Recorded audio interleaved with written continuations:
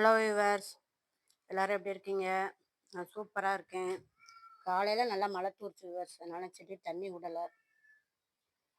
இந்த புதுசாக வளர்கிற செடிக்கு மட்டும் ஒரு உரம் ஊற்றுறோம் நம்மள, அது மட்டும் பார்ப்போம்.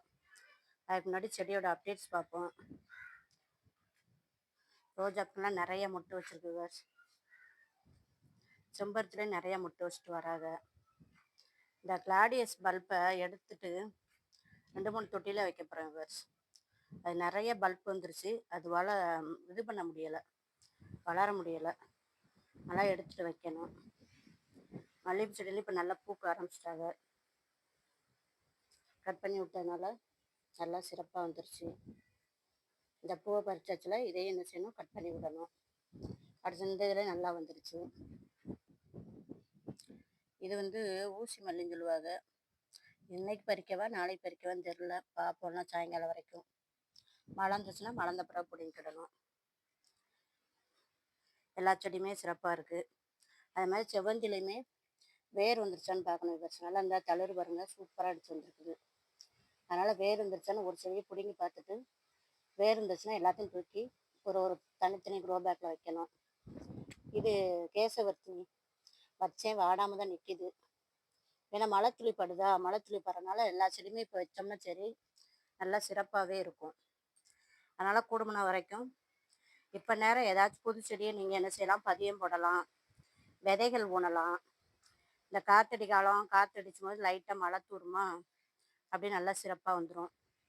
இதுக்குள்ளே ஒரு மக்காச்சோளம் ஒன்று சொன்ன பாருங்க, இந்த முளைச்சி வந்துருக்காக பாருங்க. இதை எடுத்து தொட்டியில் ஓடிட்டு உள்ளே ஃபுல் இந்த மண் நிறச்சி விடணும். இது வந்து சேனக்கிழங்கு, எலிஃபண்ட் ஃபுட்டுமாங்கள்ல அது.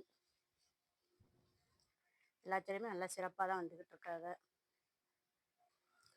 ஒரு பூசணி கொடி வந்துச்சு விவர்ஸ், அது பார்த்தா அப்படியே மேலே ஏறி போயிட்டாங்க. இப்போ பாருங்க, இந்த பந்தலுக்கு மேலே போயிடுச்சு. எவ்வளோ பிரலையாக இருக்குன்னு பாருங்க. இது வெள்ளை பூசணியா மஞ்சள் பூசணியான்னு தெரில. இப்போ தான் பூ பூக்க போகுது, பூவிலே தெரிஞ்சிடும் நமக்கு. மஞ்சள் பூசணினா மஞ்சள் கலரை பூ பூக்கும், ஆனால் வெள்ளை பூசணிக்கு என்ன கலர் பூ பூக்குன்னு எனக்கு தெரியாது. தெரிஞ்சவங்க யாராவது கமெண்டில் சொல்லுங்கள். சீனி கிழங்கு ஒன்றை வச்சுட்டு ஒன்று இன்னொரு க்ரோ பேக்கில் வைக்கணும் விவர்ஸ். 2 வச்சா இதுவால் இந்த இடத்துல இது பண்ண முடியாது. எவ்வளோ இலை விட்டுருக்கு பாருங்க. சீனி கிழங்கெல்லாம் அவ்வளோ இலை விடுது.